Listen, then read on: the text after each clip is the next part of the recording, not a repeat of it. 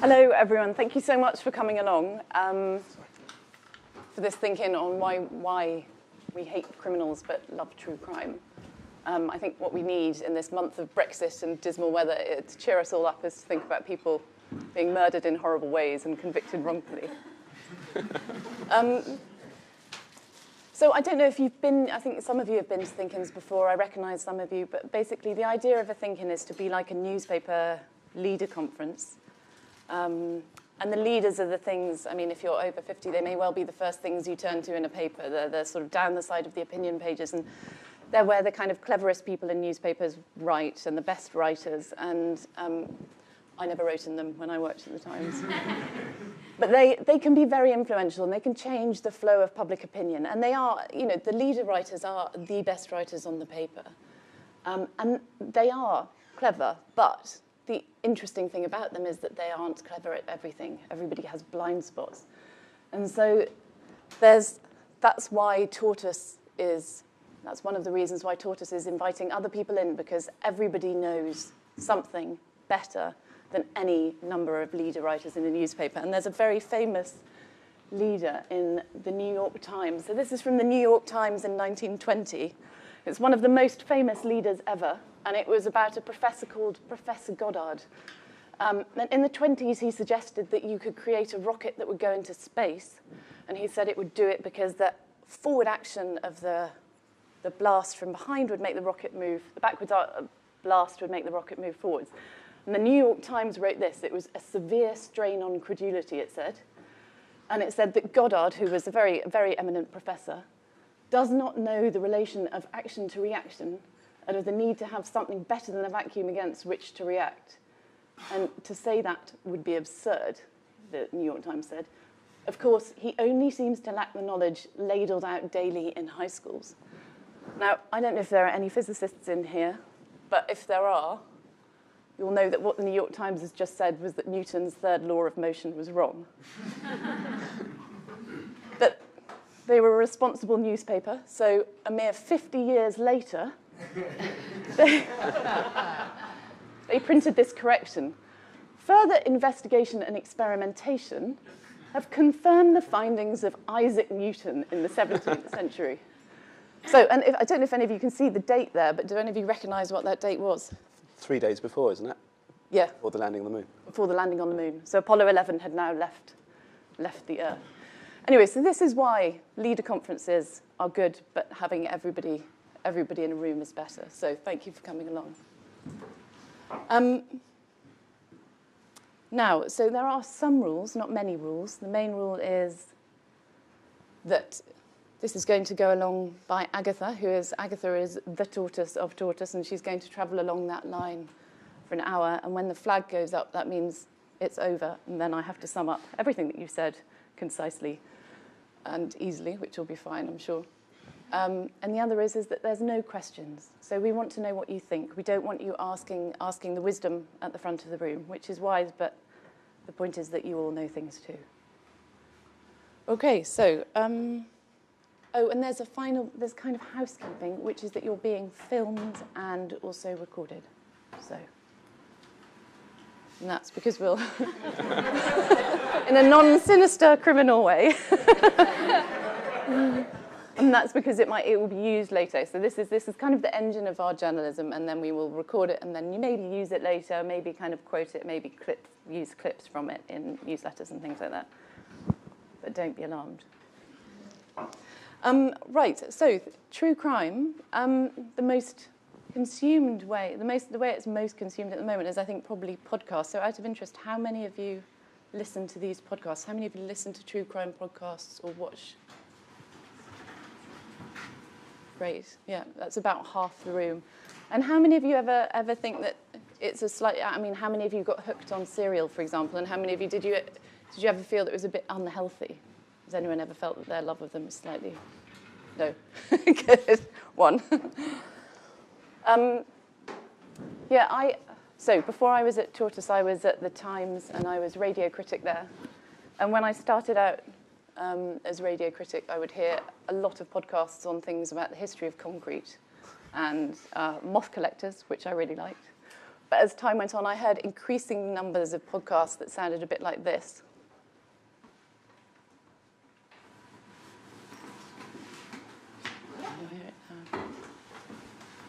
Blood from her hair and her white necklaces.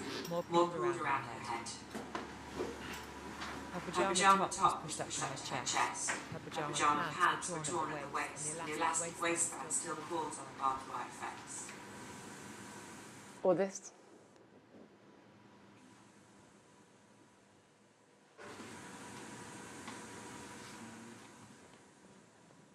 Not so much like that. The fractures that had occurred on her skull were simultaneous. They were one after another. There was multiple fractures to her skull and her jaw, and her neck, and her chest. Her upper body was completely hammered, and to me it was a mess. And then this is the most famous one. I'm sure lots of you will recognize this final About a one. month later, on February 9th, Hayes' body was found in a big park in Baltimore, really a rambling forest. A maintenance guy who said he'd stopped to take a leak on his way to work discovered her there.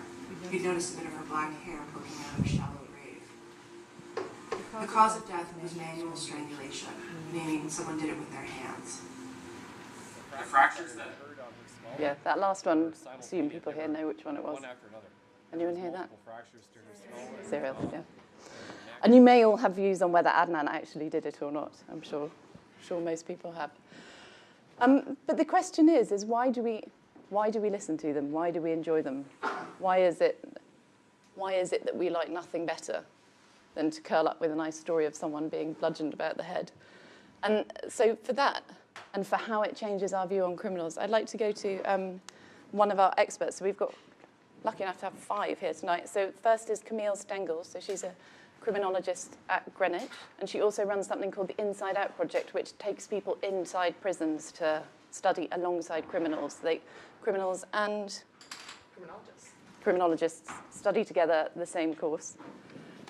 Louise Hewitt is there. She's a lecturer in law and the founder of the Innocence Project. John Manell, sitting there, he's a BBC director, and he did Death in Ice Valley, which I'm sure lots of you have heard. It was the most downloaded BBC podcast, I think, ever. Is that right? In terms of new podcast launches, yeah. So in terms of what we're trying to do now is have bespoke podcasts as opposed to putting radio programmes out as podcasts.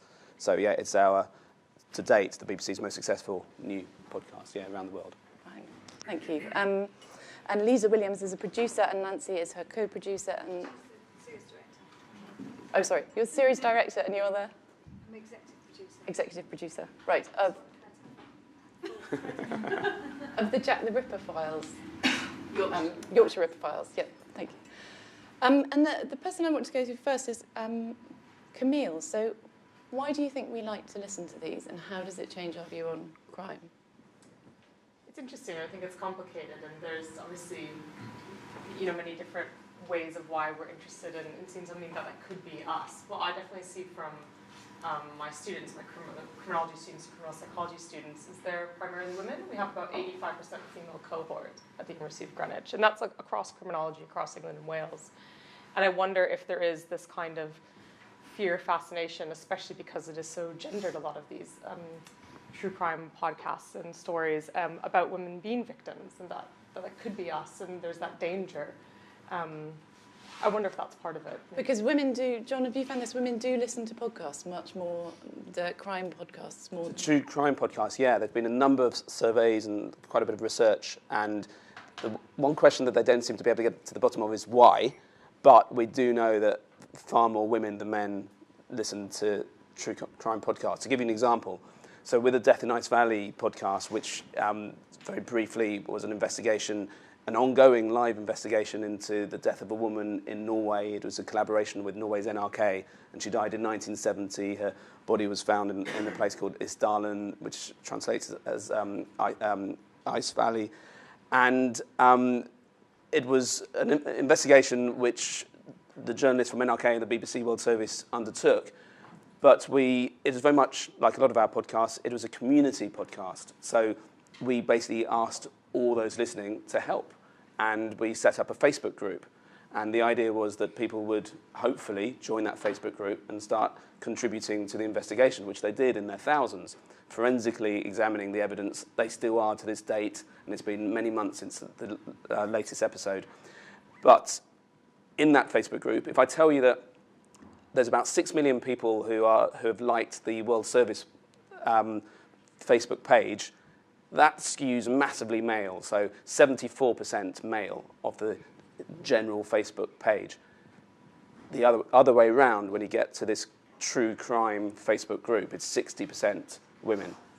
And so that helps, I think, to just back up this idea that for whatever reason it is, women seem to like true crime. And have you gone to listeners? Have you conducted any studies? Have you got any gut feelings? Why do you think it might be? Well, I'm probably the one amongst the experts, probably not the one to answer that question in terms of why women in particular like true crime. In terms of the question of why people like to hear true crime podcasts, I think there's a couple of important points. I think, first of all, we have to put into context that we're almost talking as if all podcasts are true crime. That's far from the case. There's 700,000 podcasts now out there, all sorts of different genres, all sorts of different styles, all sorts of different topics. The number of true crime podcasts are very small compared to everything else. They do very well, though. But in terms of why we like to listen to them, I think, and this is not new, we are fascinated generally in other people's lives. And when you pick up, and remember, crime novels do really well as well. When you pick up a great crime book, or listen to a podcast, or watch a television program, or there's a bloke called Bill Shakespeare, and he did something called true crime. Julius Caesar. That was quite some time ago. And if you go to a theatre, it's an escape. It's a safe place to step into somebody else's life. Often it'll be a life far away from your own experiences, often dark experiences, and then once you've finished listening or you close the book, you step back into your safe place again. I think we're all fascinated by other people's experiences. Other people's lives and particularly their deaths. It's funny, the idea of it being a safe space. I mean, some of you have said that you listen to them. Anyone in the room, why do you listen to them? What do you like about it? Those of you who consume it. More thinking about true crime, coming back to what Camille was saying, what I think is fascinating is not so much the blood and gore, but it's how the criminal mind works. And I remember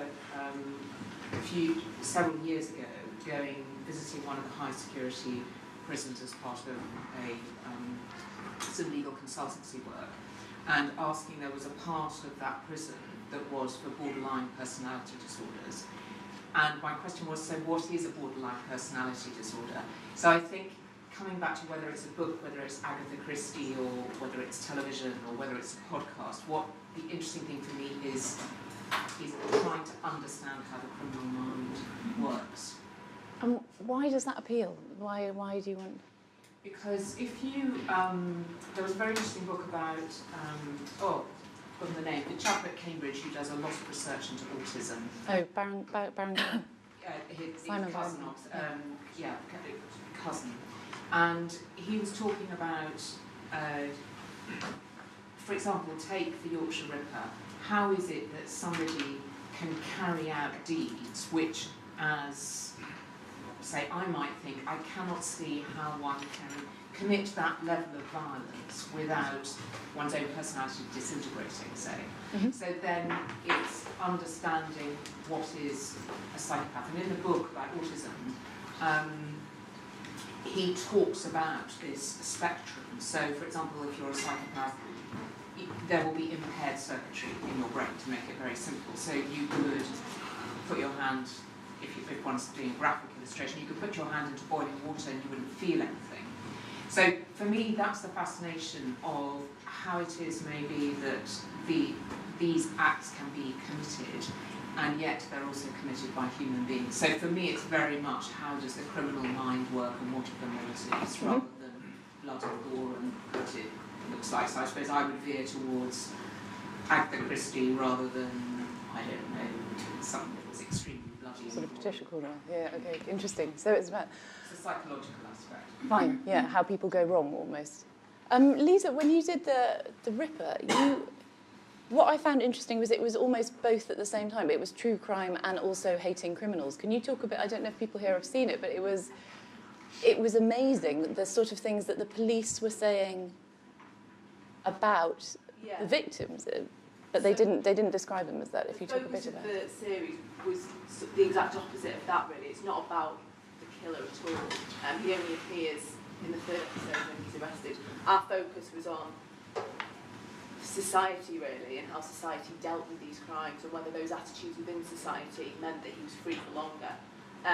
So we looked at misogyny within the police, within the media, within just ordinary people on the street, and it was completely astonishing because I obviously during the research read lots and lots and read how the police talked about the victims, but then when we got all our archive footage through, it was completely astonishing seeing the words that people use to talk about victims. Could you give some? Because I was amazed watching it. Yeah, I mean, some are described as innocent, obviously meaning that others aren't innocent. Some are described as doubtful moral character.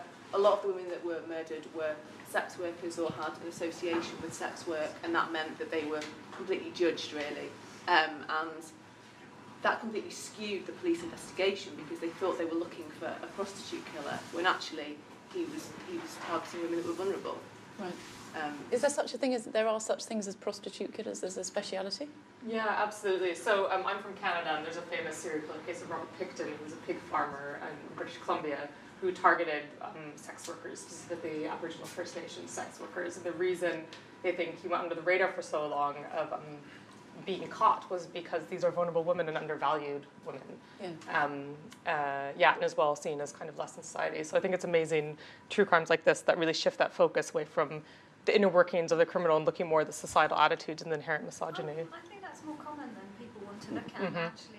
Like Norman Mailer's line about serial killers being sort of all American heroes, whereas the real reason why there's more serial killers in America or in Russia is because you have dysfunctional, non-joined-up police forces, and you have a society where there are more vulnerable people.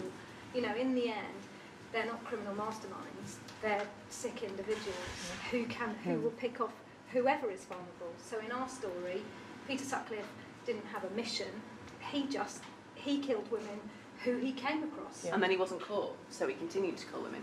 Yeah, and it's interesting because they're using the word innocent of the victims as opposed to of the perpetrator, and that you think that changed the way that the case ran, because there's a point in your first programme where the police say something like, we're not making much of it because she's just a... Well, one of the journalists we speak to say the police said to him, she's a prostitute, we're not making a big deal of it. And I think the implication is that sex workers were often attacked, the police saw it a lot, it wasn't unusual. And I think that it wasn't just the police. That was in the newspaper. That story was in the newspaper, and people didn't react that much. The police didn't get much feedback from the public in terms of information. There was sort of that's not us. There's a separation of victims really that meant that people didn't care as much. Yeah, because they're not victims. They're themselves kind of a different box. Yeah. They're not there. Camille, you were saying that a lot of the students who turn up for your courses are disappointed they come from having listened to Serial and then Oh yeah, they're like, so we're going to learn all about the criminal mind, and I think that's very common, especially because we see this other that's so separate from us. But serial killers are a minority, mass murderers are a minority. If we think about crimes, I mean, there's 11 million people in England and Wales who have criminal convictions, so criminals are among us. And some of you might be criminals, maybe for lesser crimes. I might be a criminal, you don't know. So when students turn up and they're like, yeah, excellent, we're going to learn about the Yorkshire Ripper and Ted Bundy, fantastic. And we do talk about that, but we also complicate that in thinking about this victim narrative, criminal narrative, and maybe complicating that and trying to understand more critical understandings of crime.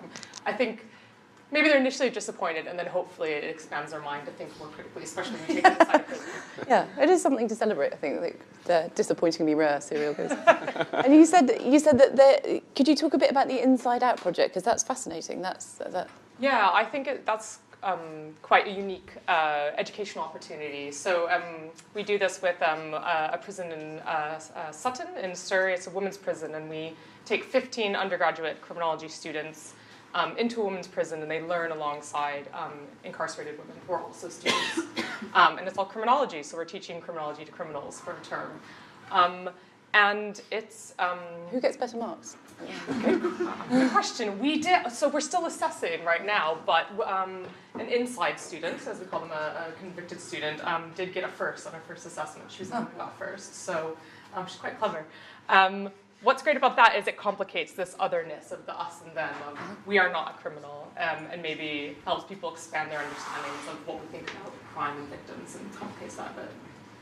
That's really interesting. And Louise, you were interesting because you're the director of the London Innocence Project. Could you describe for people who don't know what that is and what it does? So the Innocence Project London is it's linked to the Innocence Network in the US. Innocence Project sprung up in the US in about 1992. They came over here a lot later, and an innocence project such as mine is where law students and criminology students now work on the cases of convicted individuals who have maintained their innocence but have exhausted the criminal appeals process. And when there is now a big gap in legal aid funding, projects like mine pick up the slack, and those individuals will approach us, and we work on their cases with a view to making an appeal to the Criminal Cases Review Commission. And they look for fresh evidence or a new legal argument. So we work at the end of the criminal justice system, where, from a totally different view, where people, and the whole idea of fascination, I think, with the criminal really does come into play, because I see it as impeding an initial perception of what innocence looks like from my work and what I do. So what does it go on? So in serials and in serials as opposed to serial, but what does innocence look like in a media sense? Well, the students come in having, listened to Serial, having watched Making a Murderer, and they have this notion that their innocent person has to look a certain way. So it's a lot easier, for example, if they have an alibi, because that makes it easier. You can attribute the crime to someone else. It's a lot easier if they have no previous convictions, because you can be sympathetic with them. How did this happen? Shock horror. They've done nothing to deserve this. How have they ended up in prison? Uncomplicated crimes, joint enterprise, which is a lot of our work, joint enterprise murder, is complicated, it's complex, it's chaotic. If we have clients that don't have that chaos with them, it's a lot easier for students to go, oh yeah, I can see this could potentially be someone else. But it doesn't happen that way. The reality of crime, the reality of the mastermind, and getting inside of that criminal is actually really not very fascinating, because the stuff that comes through us and the stuff we deal with is opportunist, it's random, and unfortunately a lot of it on the joint enterprise stuff is linked to gang and things like that. And so your innocent person doesn't fit the mould, fit the picture of what the media portray. There's on your thing about the criminal mastermind, there's a very funny bit in Serial, I think, and there's I don't know if you've heard it, but there's the episode where they're wondering if he is a criminal mastermind, and they have a criminologist going like, I've waited my whole career for a criminal mastermind, I will be so cross if you... They basically don't exist, do they, these kind of... Not from what I've seen, and I've been doing this for a good few years now, and it's not... What if you're a mastermind? No, it's not. I've yet to come across a masterminded crime that I think, oh yeah, wow, someone's really sat down and thought about that. I think, no, a lot of it is chaotic. It exists in a chaotic situation, and that chaotic situation arises out of everyday life. And it can be drunk-fueled, it can be drug-fueled, it can be all sorts of things that unfortunately results in a crime taking place, which means that the mould of what that innocent person looks like is often not what we portray in the media, and it doesn't fit with our perception of it. So when my students come and work on the projects, they really wrestle with having to identify whether the clients they're working on are innocent. And I should say, the cases are assessed. It's not like we pick up a random case and go, oh yeah, you are totally innocent. We assess the cases with a view of looking at the evidence, because the evidence matters. And the evidence does speak. I know I sound like a CSI drama, but it does. And you look at the evidence, and you look at the situation, and you look at the process.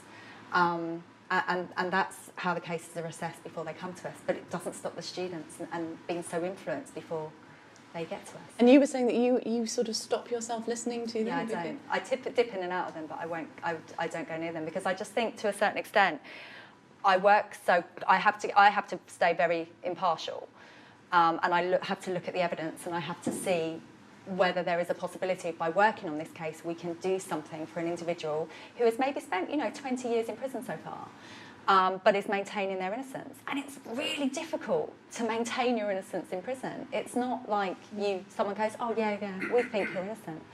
They don't get the privileges, they don't get the access to things that people who are so-called engaging in their prison sentence and in their rehabilitation get. So I step away from, I suppose, the mass media a little bit, and I keep a clear head and make sure that when I'm looking at the evidence, I'm looking and thinking, right, okay, how does this fit? How is this working? That's really interesting. Feel free to chip in. There's somebody who, yes. Hello. Yeah, just building off the back of that, I think. Could you introduce yourself? Brilliant, thank you. Just building off the back of that point, I think crime, murder, that kind of thing, are very much glamorized in the media, almost to the point where you kind of forget the horror of it.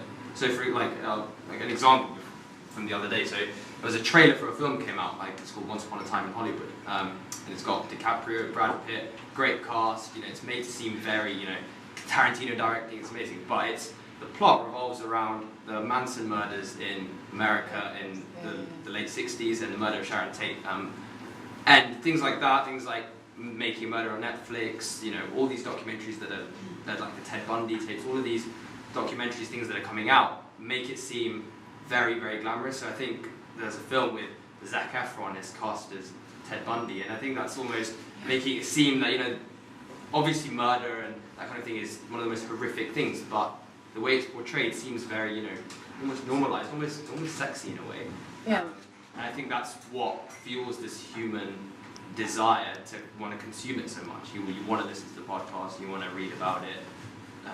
Yeah, it's true. And then they're often set, more traditionally, they were often set in very nice houses, weren't they? They were sort of, the murder mystery, the Midsummer Murders was always sort of as much house. Yeah, and reality isn't like that most of the time. Yeah. Which is the point that was being made earlier. That's really interesting. And John, Yeah, I just want to say, I think we have to be, from my perspective, slightly careful here, because I think movies starring, whether it's Zac Efron or whoever it might be, are going to stand accused of Hollywoodizing true crime. But if we're here to talk about true crime, especially in the podcast world, I think when us as journalists, when we're writing about true crime in short items in newspapers or on television or radio, then maybe it is oversimplified, and maybe because of the space you have when you are doing a court report or reporting on something awful that has happened, and it does look very simplified.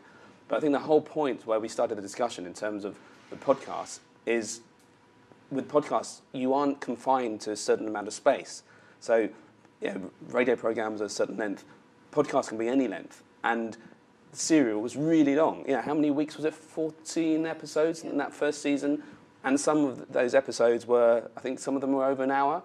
And they go into a lot of detail. And they, in my view, they don't oversimplify the cases, and they don't glamorize them. They are actually unpicking them.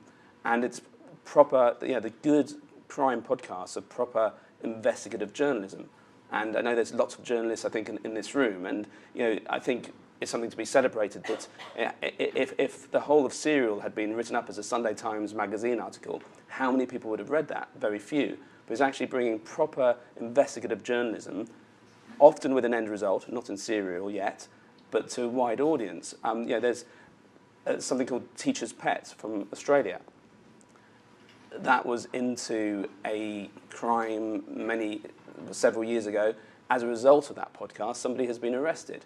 There's a fantastic podcast series called In the Dark, made by APM, which not only tells you about this one crime and the alleged miscarriage of justice, but also tells you so much about modern America. And as a result of that podcast series, there's a Supreme Court hearing into that case, and there's a new spotlight on that case, and if there has been a wrongful conviction, that may be overturned. So I think we have to be careful to not to sort of confuse the two things. There's movies, but there's these podcasts some of which are proper investigative journalism into whether somebody is innocent and shouldn't be in prison, or whether somebody is guilty and should be in prison. And I do think we have to be careful when we make them. So the BBC, when I commission podcasts, and we commission all sorts of podcasts, not just true crime, but it's really important that, I sort of emphasise this so much, and I did so with the Death and Ice Valley team, and I think their tone was exactly right. But we have a responsibility as journalists, whether it's we're making a podcast or it's a television programme into the Yorkshire Ripper, that these are real victims, these are real people, and that we have to respect not only the victims but also their families, and that we have to be really mindful of that throughout. But I think certainly the podcast we're involved in, we do that. Yeah, and what you're saying about kind of what else you're learning, because I think there are definitely some. I don't know if you've listened to West Cork. That was the very first one at the beginning. That was the one where the woman is bludgeoned, and it tells the story of how this filmmaker who lives in West Cork is just attacked one night, and it kind of is a random killing. And I always felt you didn't learn much more from it, but the ones that you feel that you can learn a great deal. I mean, Lisa, could you talk a bit about what you learnt about Britain in that period from making? Yeah, I mean, I think that we were very, very careful from the beginning that we weren't just retelling the story of the Yorkshire Ripper. We weren't just retelling the story of those horrible crimes, because why would you do that? Like you say, you've got to constantly be thinking about the people that were directly affected. So our focus was always the victims and how the victims were unfairly treated. And what it told us about Britain at that time, what it told us about policing, what it told us about the media, and all those things are so relevant today. You can still see a lot of those themes in court cases and police investigations, in the way the media reports things. So there is there's a very important wider reason to look at that crime and that series of crimes. And if there wasn't that, I would be less inclined to do it. You can go back and make a compelling film about lots of very serious crimes. I think to make it justified, you have to have a bigger reason to do it, really. Because the police were, I mean, for those of you who haven't seen it, the police were astounding, weren't they? And the second, because there was an eyewitness to him, wasn't there? Could you talk a bit about that? So, the first murder that Sutcliffe committed that the police acknowledged as the Yorkshire Ripper was in 1975, but he had actually attacked other women before then. And we interviewed one of the women who he did attack before then, but they never included her in the series. And she saw him. She gave a really accurate photo fit that matched a photo fit that another survivor gave.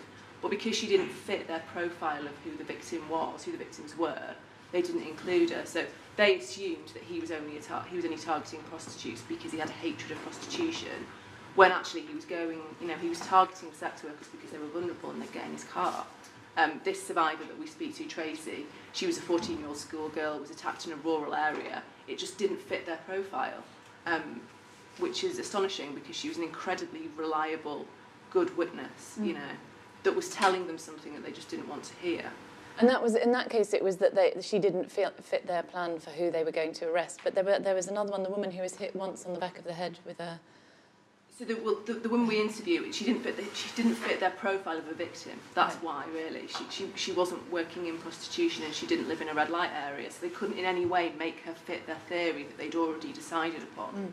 So that...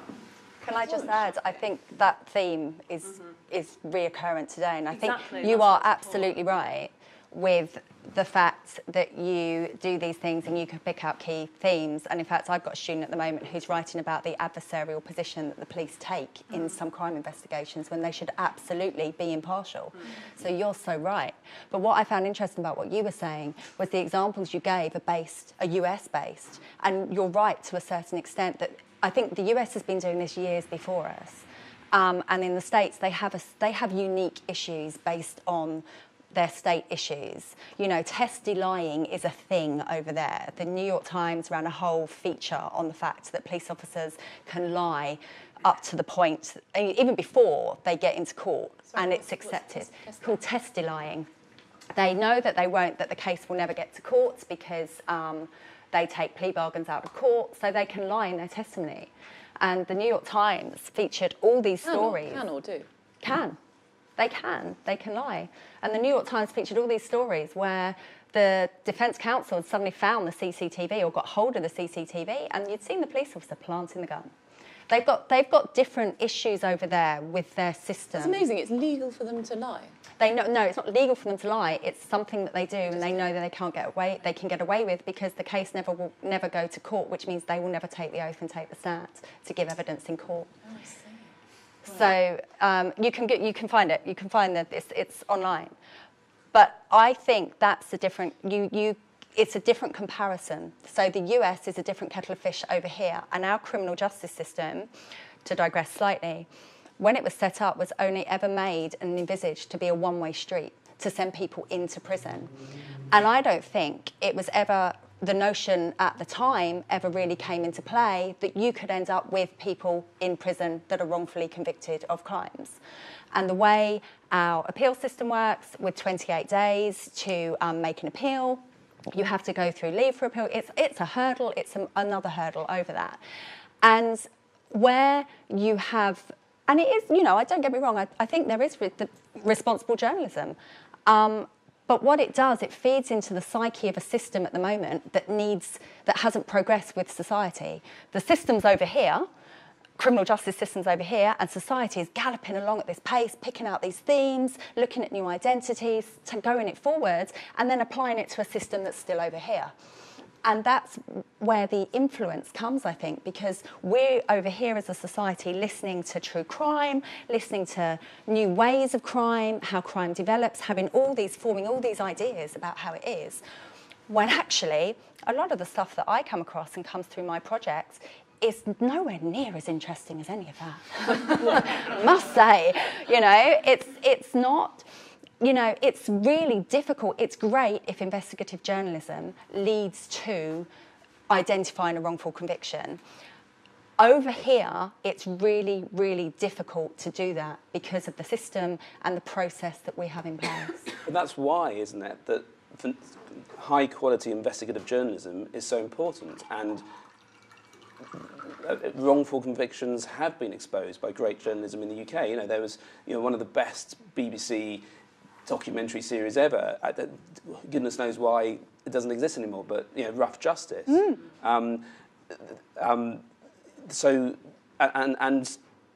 if the modern incarnation of Rough Justice is a podcast series, then and some are based in Britain. I mean, there was a series I did in my old job for Radio 4 called Who Killed Elsie Frost, where we were approached by the family of Elsie Frost, who was murdered in Yorkshire in the 1960s, because no one had ever been convicted for that crime.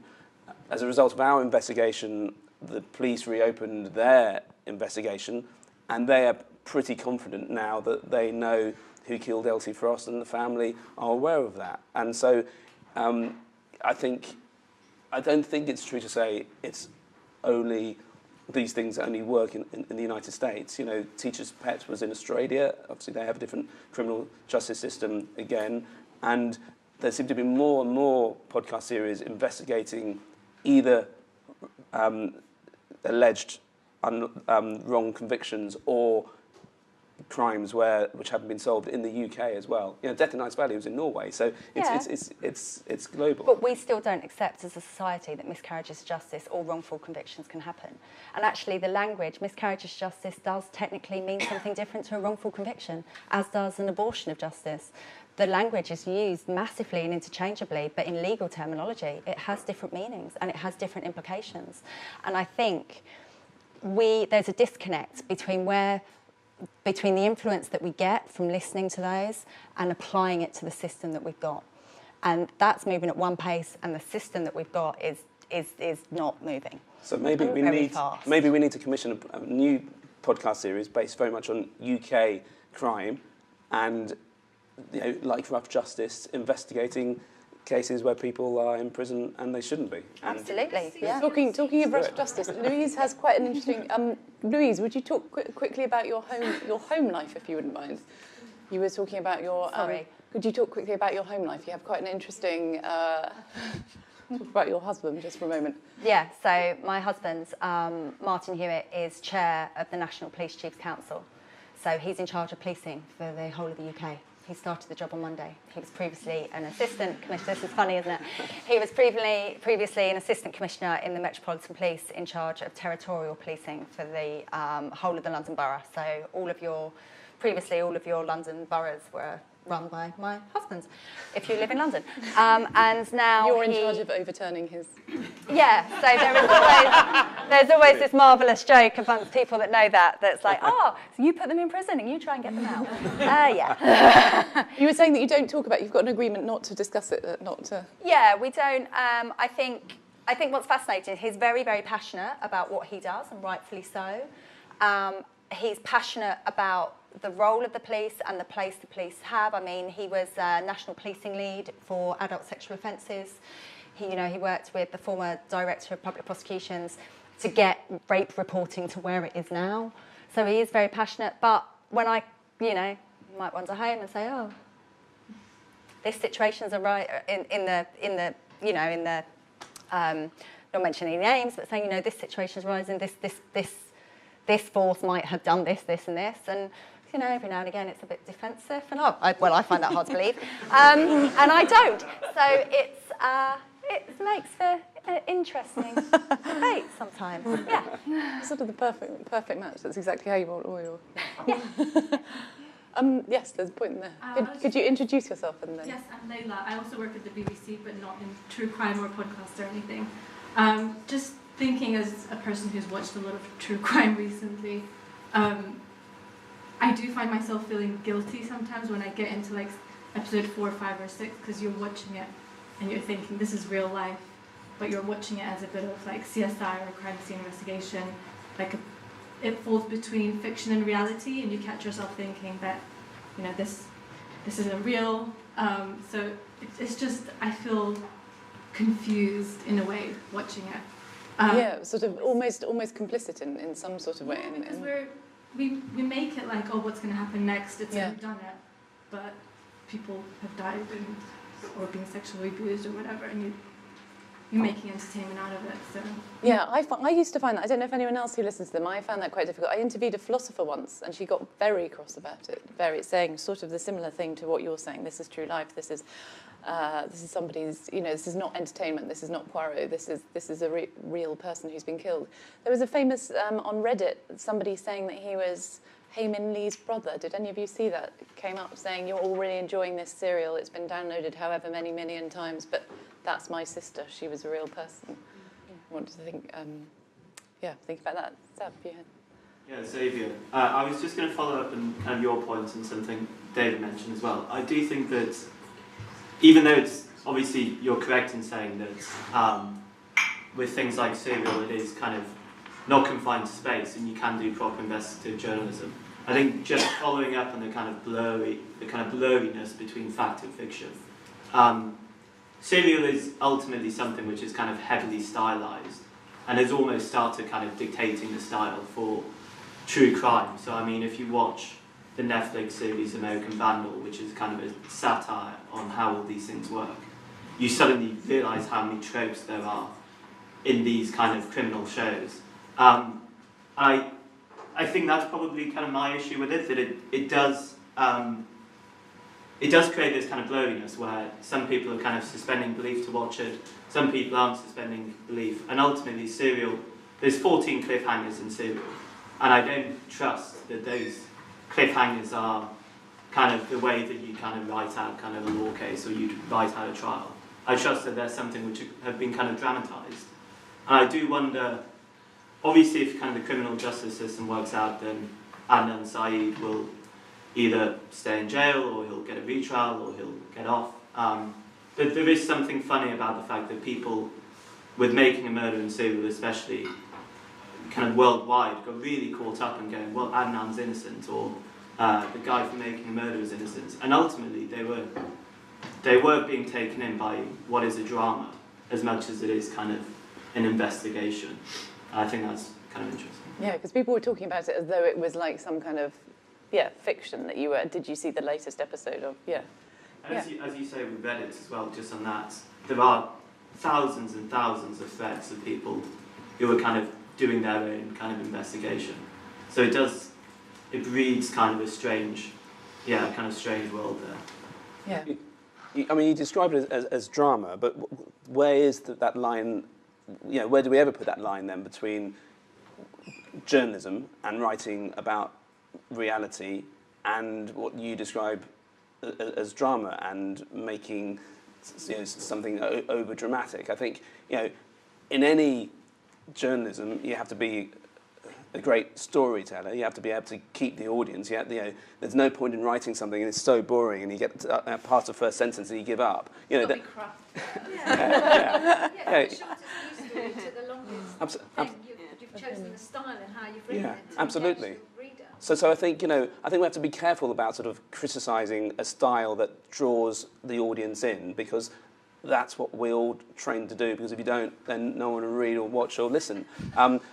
But I do think, you know, the responsibility for somebody like me as a commissioner, so as a podcast commissioner of the World Service, is what you were alluding to at the beginning there, that if all podcasts which are investigating crime are sounding the same, then other commissioners aren't doing their jobs as well as they should be, because, you know, every podcast, it's like every television programme, should be establishing its own style. So I take it from what you said, Xavier, that you haven't listened to Death in Ice Valley. If you do, you hear here, that's very, very different in style. In fact, when the team, when we first spoke, when I commissioned it, and they said, you know, which American podcast do you want us to listen to? What do you want us to be like? I said, listen to them all. You know, listen to as many podcasts as possible. But, and this is what I say to, you know, to all the teams who make podcasts for us, I want your podcast to sound like no other. And it doesn't. It's this immersive experience that investigates the crime and takes you to that valley in Norway. So I think, you know, they have to sort of work hard at sounding very different. I mean, as somebody who's defending podcasts, there are clearly some crime podcasts that don't treat the stories, the real stories, as well as they should. It'd be wrong for me to name the ones that I don't think do it properly, but, you know, I can think of one podcast, non-BBC podcast, I should say, that, you know, you kept on hearing lines like, "And now back to the body." You know, that was a real case, and that is terrible journalism, and, you know, should never have been made in that way, and is not what responsible journalists would do. But, you know, there are many, many, many responsible, brilliant journalists. There's some people who don't do it so well, but that's always going to be the case. And just briefly, I'll come to you, but John, you said there was a period when, in people pitching to you, could you say what? Yeah, well, you know, so inevitably, because there's a lot of attention on the small number, you know, relatively small number of podcasts which are about true crime, that everybody seemed to think that in order to make a really good podcast or to get one commissioned, it had to be a true crime podcast. And, you know, I get emails every single day, which is brilliant, with pitches for podcasts. And there was a period around the time we were doing a commissioning round last year when most of the ideas coming to me involved at least, you know, one death, if not more. And some of those cases were probably really important to investigate, but yeah, that has to be a balance. And our most recent podcast that we've just launched is something called 30 Animals That Made Us Smarter, which is definitely not true crime. It's solution-based journalism, which is, you know, one of the things that we definitely should be doing, and it sounds brilliant. But, you know, I had to steer people away from only giving me that one genre. Which one made us smartest? Well, the first episode is my favourite, where it's all about the bullet train. And the bullet train design was all going wrong because it made this booming sound when it went through tunnels. So they ended up remodelling the front of the bullet train on the Kingfisher. And so it really should be called the Kingfisher train. And yeah, so I recommend it. It's very good. There was a lady there. Yeah, I was just saying, could you introduce yourself? Alana, sorry. I'm totally obsessed with true crime documentaries, and I sort of find myself watching them a lot. And I think it's really on TV rather than podcast. Yeah, on TV much more so. And I think I look at it as like, I think we're an incredibly inquisitive society, and we love the idea of happy endings and a beginning and the middle of an end. So I think that we quite enjoy when we've had success in crime. So we like listening and watching stories, maybe like the Sutcliffe cases, where you can see there's an end, that, you know, was caught and there's a sort of justice has been done in whatever way, or not so, but there's an end. We love it when we don't know that there's an end and we're incredibly questioning why that's happened. So this morning on the tube I was watching the Jill Dando documentary that came out last night. How do we not know what's happened in 30 years? The Madeleine McCann case on Netflix is so well, how do we not know what's happened as a society? We're totally engrossed in questioning why. And I think we're also a society that loves to blame and, with the benefit of hindsight, loves to understand why we got it wrong. So, like, Trevor McDonald did one last week about babes in the woods, and they interviewed the guy on that first day that found the bodies, and he was the murderer, and it was years later that they caught him. Or the Jessica and Sarah case, when it was the caretaker, he was one of the first people that they interviewed on television, and then they realised he did it later. And we love to blame the police at the time of societal views. So I think we're just an incredibly inquisitive society now, and that we can kind of question things ourselves. It's not just police officers that are really investigative, like as individuals within society, we like to question. Yeah, that's really, and you can kind of get involved. How do we not know? I don't understand. And that's why I think the things that are so successful are the ones that really go into police tapes, police documentaries, and can kind of give us those answers, kind of gives us a bit of satisfaction. We love it when it goes right. We can't understand when we don't know. We also quite like when it goes wrong, and then that's kind of what I think that I And do you think we understand the world better, or do you think we get a very more? Do you think kind of watching back-to-back true crime makes you understand the world better, or do you think you get a slightly skewed picture of the world? I don't know. I don't know.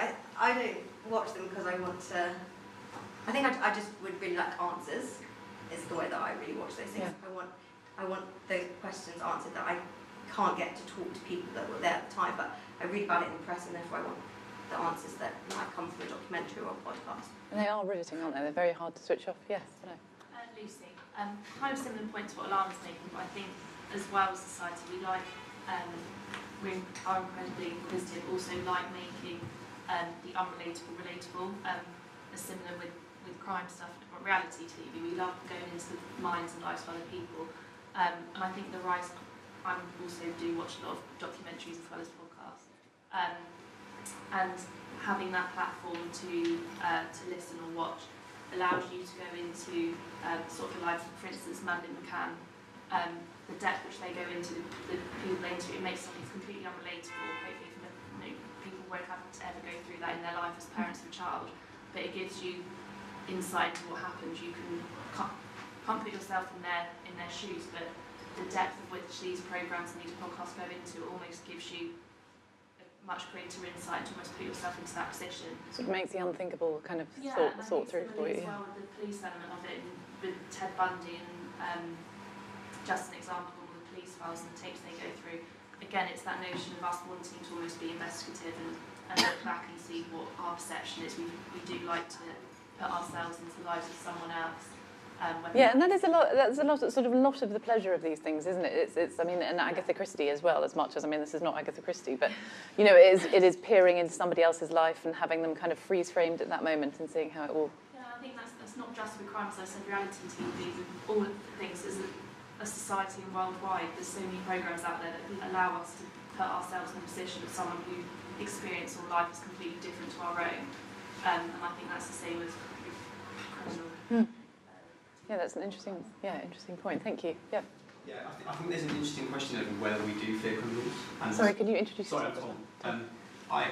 I kind of come to this from a more policy perspective because I help run a cross-party committee on knife crime, and I think there's a really interesting. I think it would be really interesting to see a demographic breakdown of where people are listening to these types of podcasts and whether they're coming from the kind of communities that are affected by crime. Because I think actually in a lot of society we underestimate and there's a thing called the Crime Survey of England and Wales, and part of the problem in the policy world is that we are struggling against a discrepancy between people's perspectives of crime and actually the recorded crime. So the ORR Crime Survey has violent crime increasing. Out of interest, who here thinks that violent crime has increased before? Yeah. Yeah, go on and say it. I mean, if you look at the crime survey, actually the perspectives are improving of crime, and actually policymakers can, if they want to, say, cut police numbers, as they have been doing, can use that. And actually, I think if you go back to this fear and fascination angle, there's a kind of, I think people kind of maybe don't fear them, but have this kind of grip and fascination. Yeah. Yeah, that's true. And and partly because they do think, you were saying that they generally think that criminals are more interesting than they are, that a lot of it is opportunist. I think, I don't know if any of you, talking of true crime, I don't know if any of you have ever heard there's a stand-up policeman who does a set, and the crimes are not these masterminds. It's people like, he had a criminal called Sockhand who put socks on his hand to try and climb up a ladder to break into a house, and then slid down the ladder because he couldn't grip, because he didn't want fingerprints, and then was found by the police lying at the bottom of the ladder because he'd like broken his leg or something. But yes, but when you try and address this, what do you find? Do you try and address it? Do you kind of look at where people are most afraid? Can you understand? I mean, there's a lot of it's the intrinsic biases as well. So, I mean, there's a perception that crime only affects certain demographics, certain communities.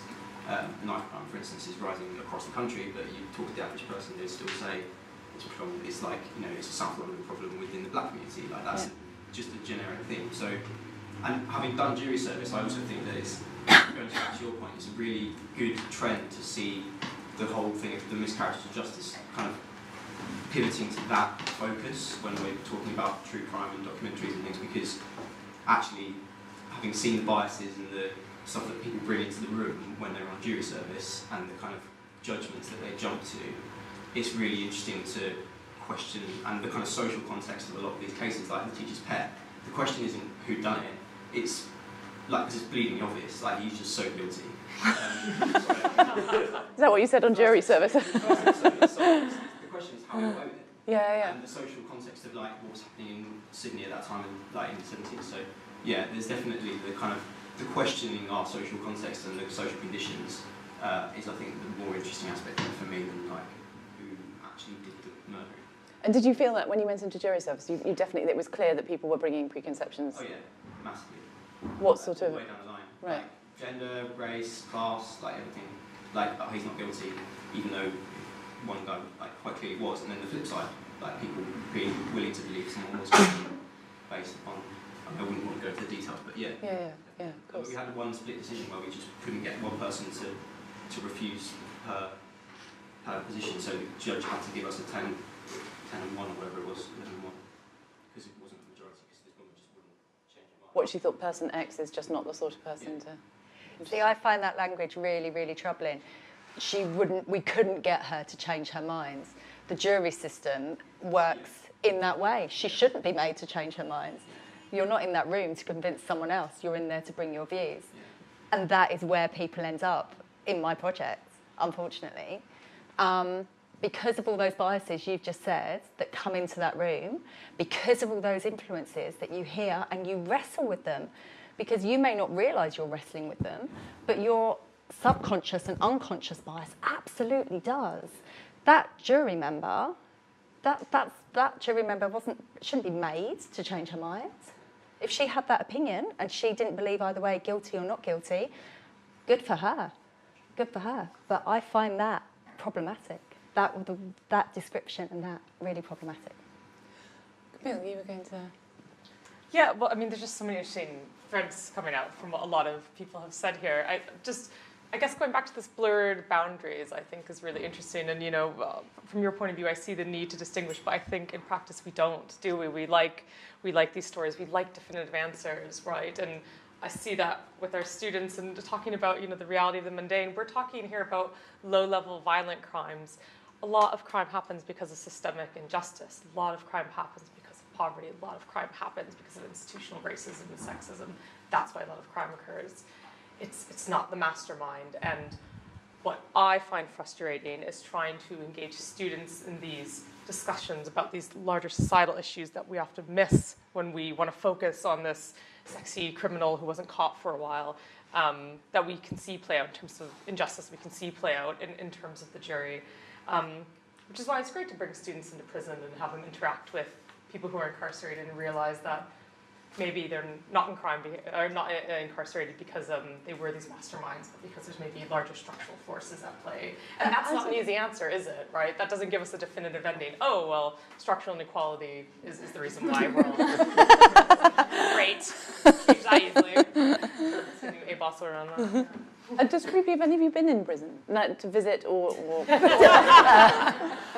you can say, choose. Have any of you in here been inside prisons? Yeah. And how did you find it as a... A bit strange because you kind of... I was interning for the prison reform trust. Right. It was just strange that they all seemed so normal. I'm at 19, but at the time it was just like a bizarre experience of like, you're so nice, what did you do? And this is a sexual offenders prison as well, so it's just... How interesting. Yeah. Did you ask them that? Did you say you're so No, nice? I didn't. No. Can I take your name? No, I guess. Right, great. And your hand went up as well. Yeah, my name's Suki. I've been to maybe half a dozen prisons. Right. For various reasons. Yeah. And never incarcerated, I should. I'm just going to put that out there. And you know, the normal people in there, the people I grew up with, the people I'll still go for a pint with now. You know, as you say, they're not these masterminds. They're a product of a broken society. They've got to take responsibility for their own actions. This is not me, you know, sitting to the left and saying it's all society's fault. They're responsible for their own actions, but ultimately it is down to a broken society, broken infrastructure that doesn't provide support to catch people.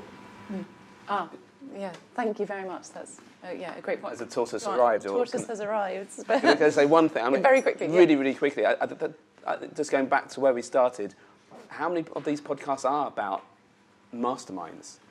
Aren't most of the people who feature in these podcasts that some of us listen to, some of us are addicted to, they're just real people. And what these podcasts expose is just that the people, whether they're wrongfully convicted or whether they're the perpetrators, they are actually disturbingly, you know, in the latter case, you know, ordinary people.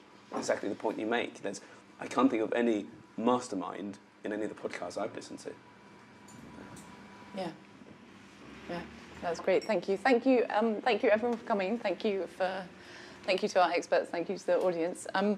So at this point, this is where I am supposed to sum up with something elegant and lucid. So, well, I think. This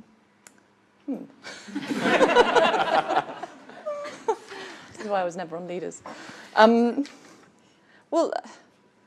So Layla, you made the interesting point that we enjoy watching it, but then there is that sort of slightly niggling stone in the shoe feeling of whether you ought to be enjoying it because it is somebody's real life. Camille, you made the interesting point of, you know, and also Zav, how real is it? This wonderful kind of story arc that you get that kind of ebbs and flows nicely over the 14 programs. Louise making the absolutely essential point that this is actually just real people and real people judging as well, and there's lots of miscarriages of justice that happen and that you argue about with your husband. I'm sure he never does any. And that you have to bear that in mind as well. And that actually the picture is generally, I think, the picture is messy. That's the uncomfortable thing, that the criminals are not all wearing stripy jumpers and eye masks, and the victims are all not skipping out with blonde hair and curls and total innocence, but that actually it does matter. And actually I think the general thing is that, Lisa, your point is that it matters to investigate how it was investigated, because otherwise things keep going wrong. Right. Anyway, thank you very much for coming, everyone, and have a nice evening.